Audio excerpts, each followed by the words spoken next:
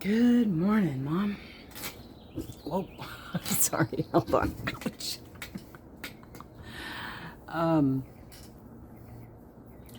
So I've been thinking a lot about what you said about the tassels, and I find it very interesting, and I'm so glad I'm able to pull a great grandpa's wisdom from you. I'm so glad that he taught you all the things he taught you, because you're able to gift me that wisdom, and I love that. I love that. So I'm not going to detassel my corn because the detasseling has more to do with stopping the cross pollination, and so there were several things that came up about tasseling and or detasseling,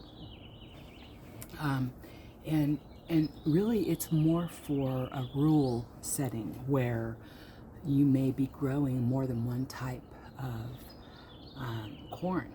You know, like my great granddad, as Mom told me, used to grow popcorn as well as eating corn, and then of course, corn to feed the animals.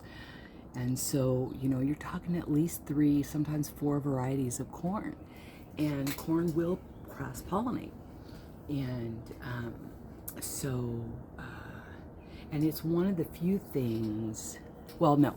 So it will cross pollinate. And what that does is this: you will get the corn that you planted that year. But if you're saving seeds, and you have other corn relatively close to your patch, those seeds may not be the seeds that you planted because they may have cross-pollinated. So what people did, and this started, oh gosh, I forget what it was, Mom. 1810 or something like that. Was it 1910? Either way back in the day, they realized that if you detassel your corn, once it's pollinated, then the pollination that are on the tassels will then not spread to other corn patches. Okay? So there's a couple of ways to avoid cross-pollination if you're growing more than one kind of corn. Detasseling is certainly one of them. Hi, Freddie. Oh, that's OC. Hey, OC. What's up, bud? One of them is detasseling, of course. The other is offsetting planting, so that when one patch of corn is pollinating, the other hasn't even produced its tassels. You know what I mean? So it's almost like succession planting, but you're giving that window of opportunity for pollination within one patch of corn, where the other patch may be a different variety, and then once it comes up, you're already done pollinating, and so this one is good to go. So there was another thing that we found out when we were discussing this, and way back in the day, not even way back in the day, even now,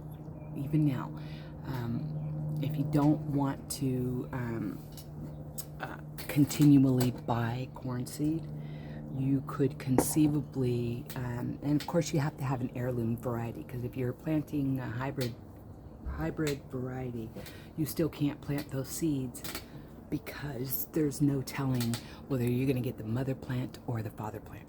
You're not going to get the seed that you planted. So you have to always repurchase those types of seeds. Like my Silver Queen, I couldn't collect that seed because I wouldn't get the same Silver Queen corn. I would get daddy or mommy. So what they would do to save seed back in the day, now we're talking heirloom seeds, right? Heirloom corn, nothing that's been modified. whether it's by cross-pollination or what have you. I'm not talking GMO. We don't have access to GMO. We as regular gardeners do not have access to GMO. We couldn't even accidentally buy it. You have to be licensed to buy it, and you have to, there's just, go look into it. We would never ever accidentally come across GMO. That's not what we grow.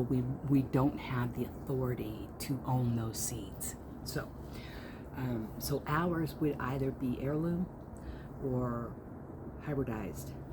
Hybridized is just cross-pollinating two different varieties to create a new variety. Okay. So in any event, to save their seeds, every other row they would detassel. Every other row. So that would be their seed stock, and then the rest would be eating stock. I mean, there's all kinds of science behind it, but and that's beyond my ken. So, anyways, but I found it so interesting. I really have been, thinking a lot about it, and I still have questions, but you gave me all the answers that gave me a good start. So, okay, so yesterday I told you that it was going to be about 94 today, and yesterday was supposed to be like, I don't know, what was it supposed to be, 87, something like that. Ended up being like 91. Today is supposed to be 97, so it's probably going to end up being about 100. Whenever the temperature is, whenever we see the temperature being projected, we know to add 3 degrees to that, and that will be the reality of our area of Fremont. So we're always a little bit hotter than like North Fremont, again by about 3 degrees. So in any event, supposedly going to be 97, which means that it's going to be 100.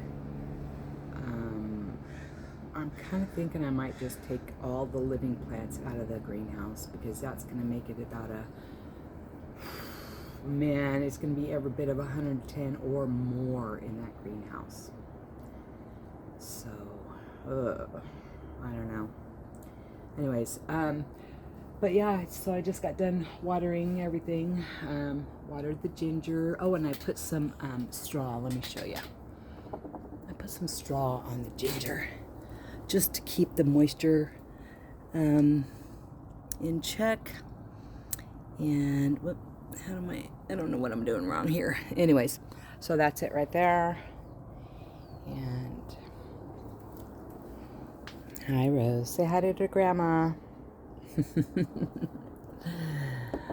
Yeah, so it's gonna be a hot one today. I'm not looking forward to it.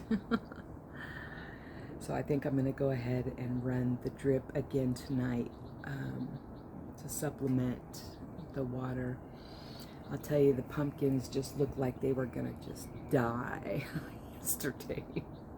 I water every day. I run the drip for 10 minutes every day.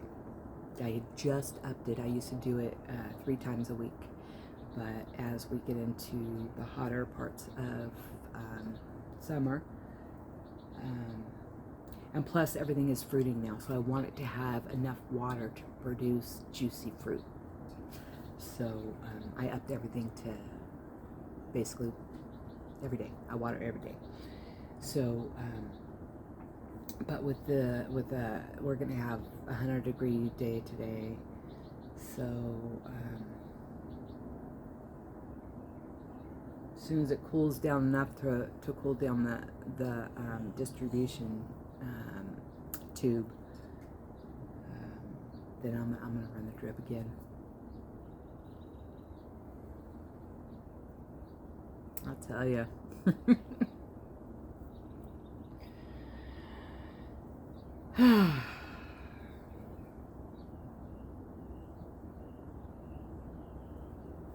I could just sit out here and just stare into the garden all day long.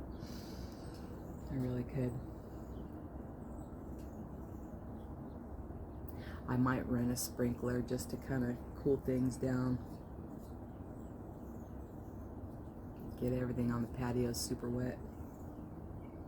Then that creates a humid area, so I don't know. It's just, you know, there's no good fix for this. We have no air conditioner. I've mentioned that before. I'm not bitching, I'm just stating the fact. And that really creates a situation where by the evening it's hotter in the house than it is outside. And I do have a ginormous fan that I could bring to the door to suck the cool air in, but it's not going to be below 80 until like 9 o'clock tonight. So I'm going to be asleep by then, hopefully. So I don't want to bring in 80-degree temperatures when it's, you know, that's not going to do anything to cool off the freaking whatever the temperature is going to be in the house. I fear because it's usually it's like the greenhouse, you know. If it's 100 outside, it's going to be about 110 in the house. There's just no way around that. You can run all the fans you want, but all you're doing is moving the hot air around, which is better than stagnant air, but it's still the hot air. You're not going to cool the air down with a fan. You're just not. Anyways, so... Oh, it's 8 o'clock. My alarm's going off. Oh my goodness. Is this in your way? I'm sorry, baby. Here, I'll put it on my head and get it out of your way. Is that better?